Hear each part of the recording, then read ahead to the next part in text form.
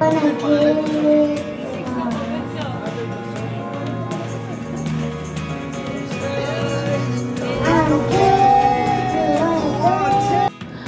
anak ni na Marian at Dingdong Dantes na si Sixto, mahilig din pala kumanta at hindi na ito mahiyain sa harap ng maraming tao.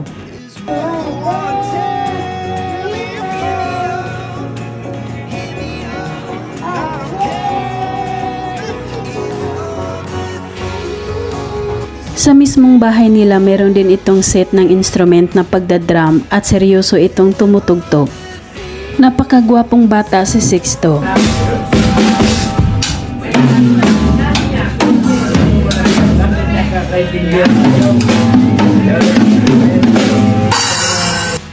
Lambingan nilang dalawa ng kanyang mami Marian bago matulog, super sweet ng mag-ina. Dahil hinahalikan pa niya ang kanyang mami sa noo. Good night! Good night!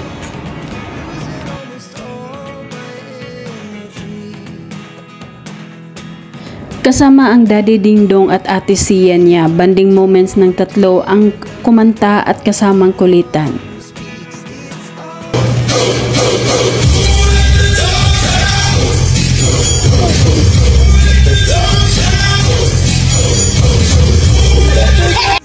Napakagwapo ni Sixto nang dumalaw ito sa daddy niya sa set ng Family Feud kung saan host si Dingdong Dantes.